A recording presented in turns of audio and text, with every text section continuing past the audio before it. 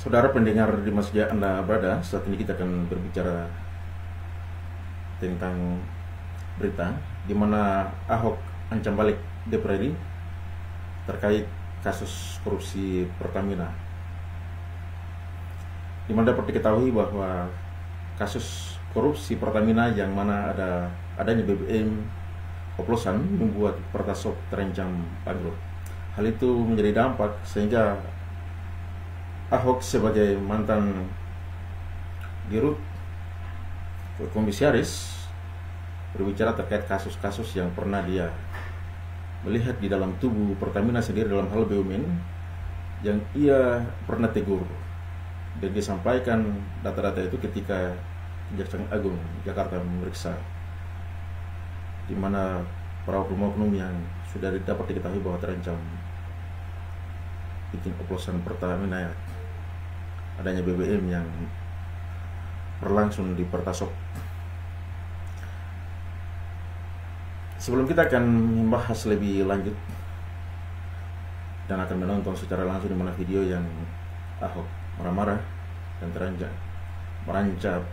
mengancam DPR selain satu ini. Saudara saksikan berita selengkapnya di studio dan https://2.miring-miring-miring.com.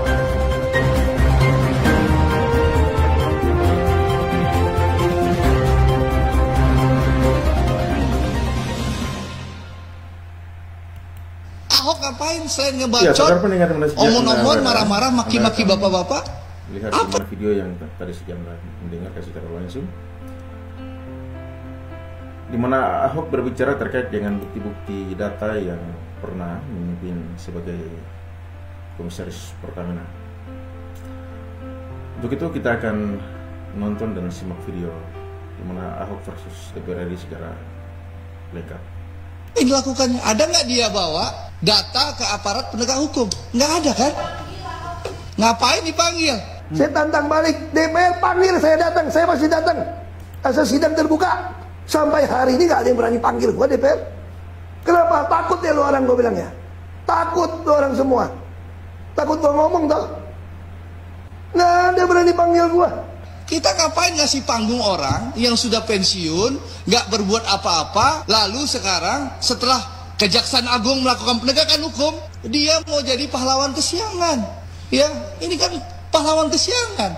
Untuk apa? Kalau dia punya data, harusnya dia jadi komut, dia bawa datanya ke Kejaksaan Agung, ke KPK, atau ke kepolisian. Itu baru kerja pengawasan.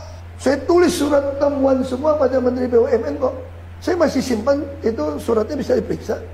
Makanya saya senang kalau aparat mau turun, saya kasih satu disk saja, aparat kalau betul-betul mau bersihkan Pertamina. Tadi bisa bersihkan, bisa tahu uangnya kemana. Lalu apa lagi? Kalau sekarang setelah Jaksa Agung di era Prabowo melakukan penangkapan, lalu dia ngebacot. Oh, kalau saya bisa, saya punya data. Lu ngapain aja lu bro, selama ini gitu loh. Pertamina masih ekspor minyak mentah $100 per barrel. Tidak pernah capai keuntungan $2 miliar. Saya masuk di tengah Covid, dengan optimalisasi saja, dengan tekan biaya, itu bisa dapat $2,2 miliar. Terakhir saya tinggalkan dapat $4,77 miliar. Artinya apa? Boros banget ini. Bahkan target saya kalau mereka melakukan efisiensi 46% di 2024, waktu saya tinggalkan, harusnya Pertamina dari pengadaannya bisa untung $45 miliar. Lo kalau $10 miliar, lo efisiensi 46, lo langsung dapat $4,6 miliar kan? Nah, tolong penyidik BPK cek Pertamina. Ramai-ramai cek laporan Pertamina, keuntungan 2024 itu berapa? Bahwa pada ketika Pak menjadi komisaris utama Pertamina, Pertamina mencetak laba bersih terbesar dalam sejarah Pertamina itu sendiri. Pada tahun 2022 itu sudah $3,8 miliar laba bersih. Tahun 2023 itu luar biasa, sampai $4,4 miliar atau 70 triliun, 14 triliun diserahkan kepada negara. Tapi kita melihat tahun 2024, Pak Ahok itu mundur pada awal tahun 2024, laba bersih 2004 Pertamina itu hanya $2,6 miliar. Nah, pertanyaannya adalah ini orang yang sudah berusaha baik-baik membersihkan, mengelola Pertamina dan sebagainya, kemudian melaporkan kasus-kasus pelanggaran yang kita tahu semuanya, kok tiba-tiba sekarang menjadi sasaran ketika kasus korupsi ini dibongkar. Ini kan orang sudah pensiun, nggak punya panggung politik, memanfaatkan kehebatan Kejaksaan Agung di era Prabowo untuk numpang tenar kembali supaya populer lagi. Gitu loh Pak Fadli. Ini gaya politisi numpang tenar pansos terhadap kemampuan kinerja Jaksa Agung di bawah era Prabowo Subianto sebagai presiden. Gitu loh. Makanya kalau saya senang kalau jaksa mau panggil, saya punya rekaman suara rapat semua. Saya cuma minta Pak Jaksa, sidang terbuka di Republik ini. Berarti ada siap dipanggil ke Jagung? Oh, saya siap. Saya senang membantu. Dan saya senang kalau di sidang, itu semua rekaman rapat saya itu diputar. Biar seluruh rakyat Indonesia mendengarkan apa yang terjadi di Pertamina, apa yang saya marah-marah di dalam. Jadi ini saya ingin menegaskan kepada buzzer-buzzer Ahok ya, menurut saya sudah mengganggu sekali. Ribuan akun nggak bodoh, nggak jelas menyerang saya di tanggal 1, 2, 3 Maret. Ini gak ada yang susah kok urus Republik ini kok. Yang susah kalau lu mau terima duit. Lu tahu apa patah kuno bilang apa? Pejabat jenis apapun lu nggak usah takut sama dia. Selama dia mau terima duit lu. Siap. Awak cek lu biar nak langka solar.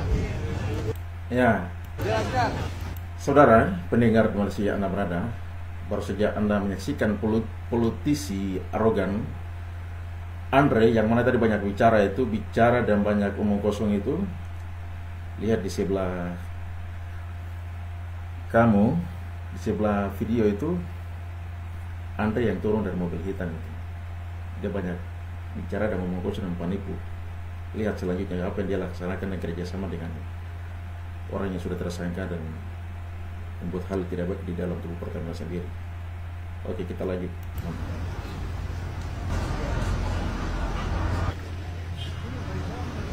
Nah, Andre mendampingi. Isi namanya pembangunan satu ya setiap hari, Mas. Oh, susah. Iya, 100.000 Bang. 100.000. Pembangunan itu. Nah, itu Andre punya teman. Sehingga dia banyak bicara bacot itu Andre itu. Basir-basir apa kau bicara omong kosong itu. Dia membela mati-matian karena dia punya teman sudah dapat tangkap itu. Bisa saja kalau bisa baru gitu. Pengawasan dikasih ke operator ini juga. Memang ada permen.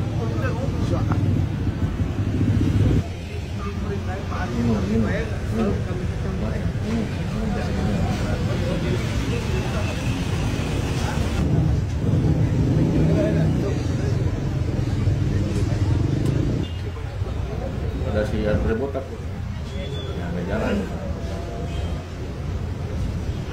Yo Pak.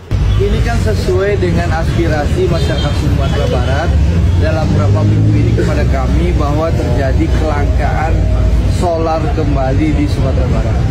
Tentu kami sebagai wakil rakyat yang mewakili Sumatera Barat berkewajiban untuk mencarikan solusi yang terbaik bagi masyarakat Sumatera Barat. Alhamdulillah kami sudah berkomunikasi dengan mitra kami Pertamina, dengan Bu Nike sebagai Dirut Pertamina Holding dan juga Pak Arifa sebagai Dirut Pertamina Patraniaga. Alhamdulillah dalam beberapa waktu ini Pertamina sudah melakukan aksi dan tindakan sehingga kita bisa lihat kelangkaan maupun antrian solar yang terjadi beberapa waktu yang lalu sudah berhasil diurai dan dituntaskan oleh Pertamina. Tentu kami sebagai anggota DPR RI Komisi 6 yang mewakili Sumatera Barat maupun fraksi Gerindra mengucapkan terima kasih terhadap Pertamina, kepada Bu Nike, Dirut Pertamina Holding, Pak Rifa, Dirut Pertamina Patraniaga, Pak Freddy sebagai GM Mor 1 dan juga Pak Naro sebagai senior sales area manager Pertamina Sumatera Barat yang sudah menampung dan mengeksekusi aspirasi kami sehingga Pertamina melakukan langkah cepat sehingga tidak ada lagi kelangkaan solar di Sumatera Barat. Tentu sekali lagi harapan kami Pak Rifa jangan sampai ada lagi kelangkaan. Kita memaklumi bahwa saatnya memang konsumsi terus meningkat di Sumatera Barat. Nah, untuk itu tentu kita harapan kami Pertamina selalu menyiapkan berbagai alternatif solusi, jangan sampai kejadian kembali kejadian beberapa waktu yang lalu terjadi kelangkaan maupun antrian. Jadi sebagai mitra BUMN, kami menindaklanjuti langsung bersama-sama dengan seluruh tim, ada GM Marketing Operational Region 1, Pak Freddy, dan juga tim di sini yang terus bahu-membahu sebagai bagian dari apa yang tadi Pak Andre sampaikan, di mana kami juga melihat secara keseluruhan lebih detail per lokasi supaya lokasi dan juga balancing untuk supply solar ini bisa merata. Dan ini juga merupakan komitmen kami yang akan kami lakukan terus-menerus, nggak cuma hari ini aja, supaya memang hingga akhir tahun dan juga nanti pada tahun 2024 atau seterusnya pada saat nanti ada volume atau kuota kebijakan baru, kita tetap bisa mengawal sehingga masyarakat, khususnya masyarakat yang memang membutuhkan dan menjadi target dari BBM subsidi ini, bisa menikmati BBM subsidi ini untuk melakukan kegiatan, aktivitas, dan operasionalnya. Pak, penyebab kelangkaan apa Pak penyebabnya? Sebenarnya penyebab kelangkaan itu sebenarnya bukan kelangkaan, tapi permasalahan distribusi yang memang ada di beberapa tempat yang memang lebih banyak konsumsinya, di tempat yang lain mungkin lebih sedikit konsumsinya, dan sekarang ini sudah kita buat merata semua. Saya rasa kita harus mendukung Pertamina, ya. Jaksa Agung sudah menjelaskan secara detail bahwa BBM Pertamina sekarang tidak lagi dioplos, ya, tidak ada pengoplosan. Jadi memang kualitasnya sesuai yang dijual. Dan saya rasa kita harus mendukung semua. Jadi saya ingin menyampaikan sekali lagi, kita jangan sampai memberikan panggung kepada orang-orang yang pansos melihat kinerja Kejaksaan Agung yang luar biasa di era Pak Prabowo Subianto. Ya, kalau Anda punya kekuasaan dulu, ya Anda laporkan. Anda punya bukti, Anda bawa ke aparat penegak hukum. Jangan hanya podcast lalu bawa buzzer-buzzernya, bangun opini di media sosial. Itu namanya omon-omon. Omon-omon itu teh. Jangan kita omon-omon. Kalau Anda menikmati puluhan miliar sebulan, Anda setahun, Anda terima penghasilan dari Pertamina setahun, ya, lebih gede kan penghasilannya Ahok di Pertamina daripada Prof. Darmadian di DPR, betul? Lebih besar penghasilan Ahok di Pertamina jadi Komod atau penghasilan Prof. Darmadi di DPR? Puluhan miliar, Prof. Besar nggak? Nah, jadi gitu. Iya, 60 juta Prof sebulan. Kalau Ahok miliaran. Jadi menurut saya kita jangan mau terjebak dengan opini orang pansos atas kinerja Kejaksaan Agung. Jadi sekali lagi Pak Simon, saya tunggu roadmapnya dengan teman-teman direksi semua, ya.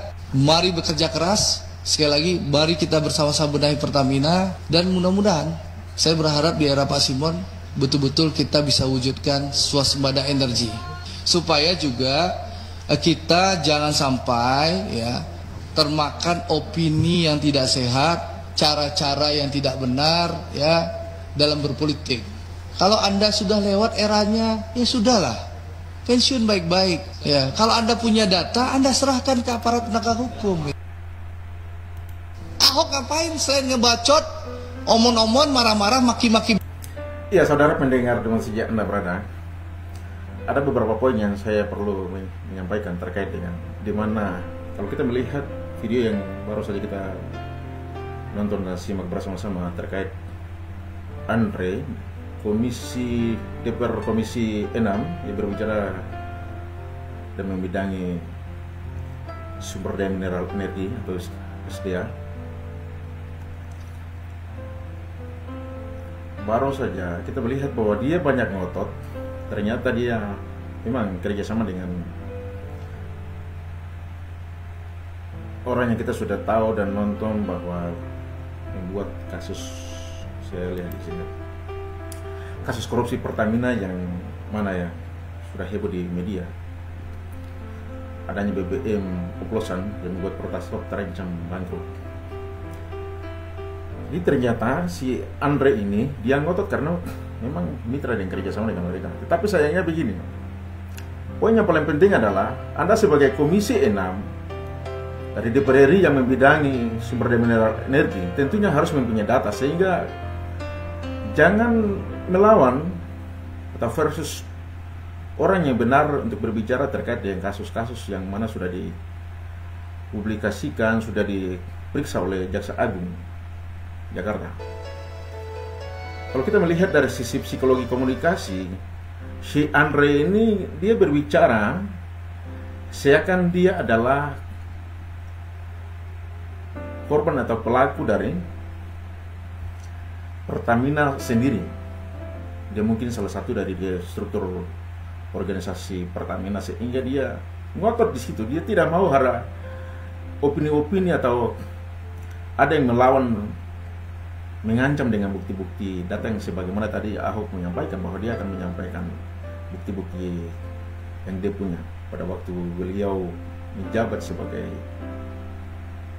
Dirut Komisaris Pertamina waktu itu.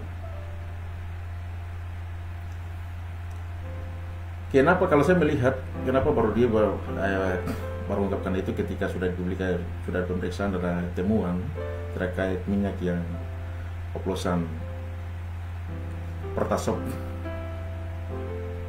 Itu karena di dalam tubuh pemerintahan khususnya pusat, dalam hal BUMN badan usaha milik negara sendiri itu banyak mafia-mafia di dalam. Jadi satu orang tidak akan melawan banyak orang yang ada di dalam. Istilahnya, kalau Anda lawan berarti banyak hal yang akan bisa terancam terhadap dirimu sendiri.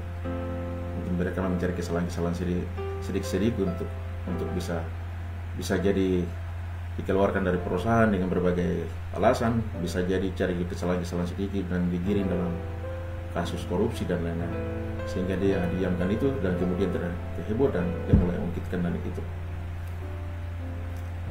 Nah, itu yang Andre dari Komisi 6 DPR itu menyampaikan bahwa loh, dulu kau menjabat sebagai direksi, kenapa tidak berbicara data-data itu, lalu bukan mungkin tapi sudah diperiksa dan sudah diketahui dari masyarakat.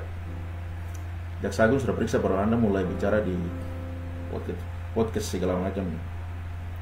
Nah, sehingga Ahok kan sudah bilang atau sudah berbicara, sudah ancam bahwa kalau begitu kamu Komisi 6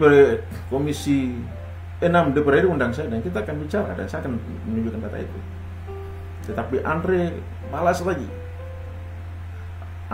lagi dan menyampaikan bahwa ngapain kita berikan panggung untuk orang yang pansus mencari nama di situ, padahal dia takut di situ. Dia bicara banyak supaya orang nonton, publik tahu bahwa Andre ini betul ya, dia bicara ini, dia membela Dirut Pertamina ini betul sekali. Ahok ini bicara omong kosong saja. Padahal Ahok maunya DPR RI khususnya untuk Komisi 6 yang membidangi sumber daya mineral energi mengundang beliau, tapi Andre sendiri tidak mau diundang. Nah, kalau kita berbicara terkait dengan kasus korupsi Pertamina yang mana adanya BBM oplosan yang membuat Pertasop terancam bangkrut. Saya ingat ketika waktu Ibu Karen sebagai Direktur Pertamina Pusat BUMN, beliau menjabat sebagai direktur, dan saya salah satunya waktu kuliah di Universitas Negeri Papua ini Manokwari, ada beasiswa namanya Pertamina Foundation, dan untuk jurusan Teknik Perminyakan dan Gas Bumi, jurusan migas di Unipa, pertama mahasiswa yang mendapatkan beasiswa dari Pertamina, dan itu salah satunya Ibu Karen yang sebagai Direktur Pertamina Pusat. Artinya bahwa kami dibiayai oleh Pertamina waktu itu untuk kuliah migas di Unipa. Setelah itu teman saya Cliff Dr. Edo dari dengan Jonan Mengarang. Nah, teman saya sekarang dua-duanya bekerja di Pertamina dan kemudian saya lanjut di Jogja. Nah, sampai di Jogja saya ketemulah suaminya Ibu Karen, dari mantan Direktur Pertamina yang tersangka korupsi, dengan suaminya di satu kampus di Jogja. Dan kemudian banyak, jadi saya mau menyampaikan bahwa DPR RI sebenarnya kalau sudah duduk di dalam komisi yang membidangi sumber daya mineral energi, itu tentunya kalau tidak punya jurusan khusus yang berbicara dari yang sekolah tentang migas atau minyak dan gas bumi,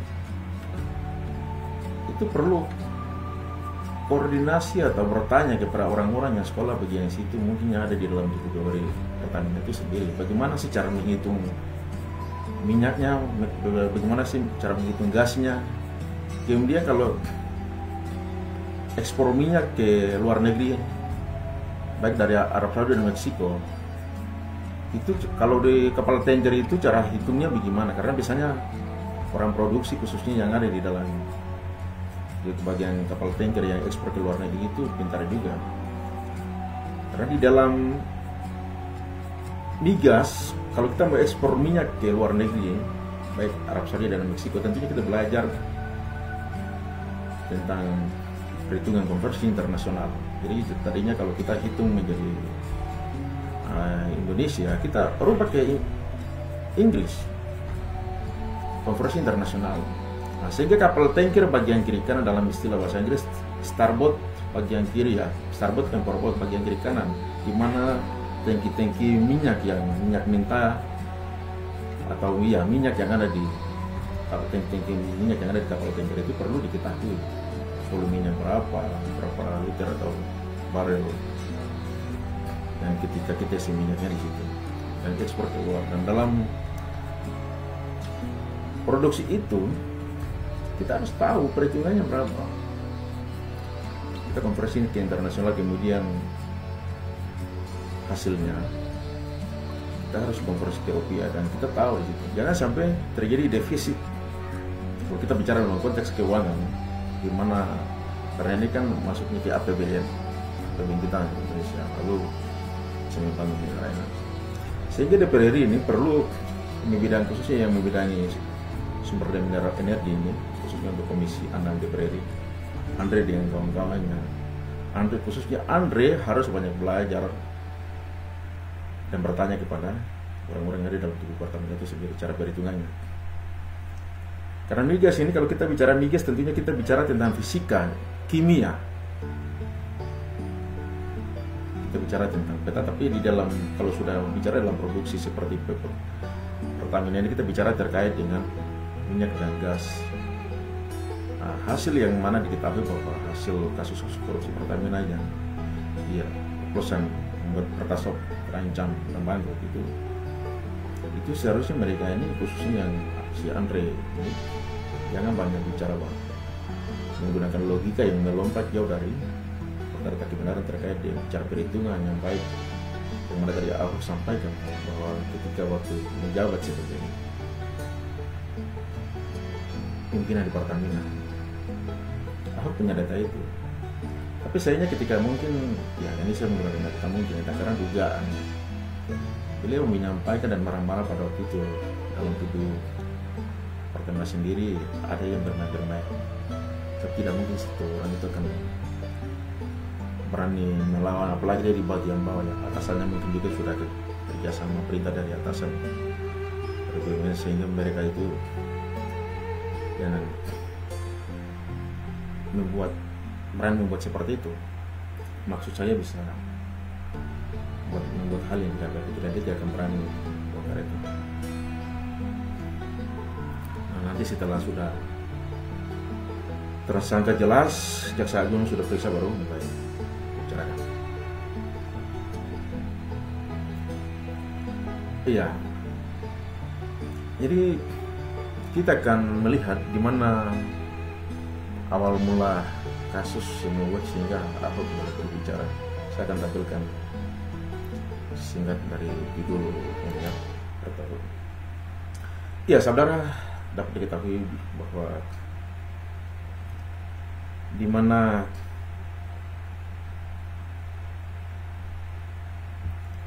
Pertasop, saya akan hilangkan ini ya. Iya, Pertasop terancam bangkrut usai kasus BBM oplosan Pertamina. Banyak yang berhenti beli Pertamax. Nah, jadi imbas kasus korupsi Pertamina yang mana adanya BBM oplosan membuat Pertasop terancam bangkrut. Diketahui Pertasop menjual BBM jenis Pertamax kepada pelanggan, kini terancam bangkrut usai banyak yang berhenti beli Pertamax. Penurunan penjualan BBM jenis Pertamax ini mencapai 50% yang pasca terungkapnya kasus pengoplosan Pertamax oleh Kejaksaan Agung. Dampak dari kasus tersebut juga mengancam keberlangsungan usaha Pertasop yang bergantung pada penjualan Pertamax. Ketua Umum Himpunan Pertasop Merah Putih Indonesia, Stephen, mengungkapkan bahwa keluhan terkait penurunan penjualan Pertamax datang dari berbagai daerah di Indonesia, termasuk Bengkulu.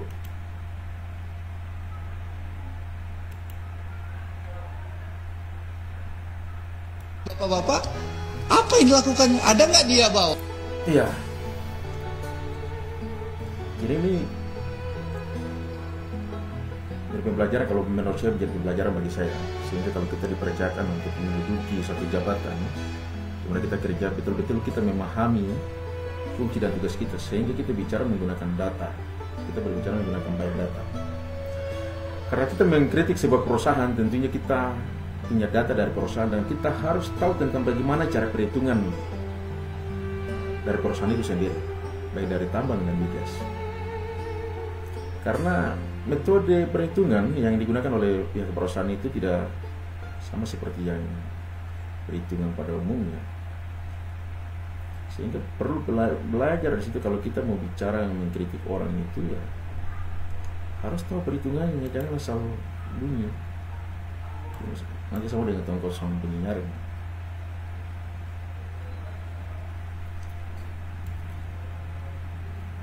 Jangan asal menuduh orang. Ya, demikian itulah yang mana tadi disampaikan dan kita untuk bersama oleh DPR RI Komisi 6 Andre versus Ahok. Bersama saya sampai di risettv.com. Saya akan mengakhiri siaran ini. Thank you.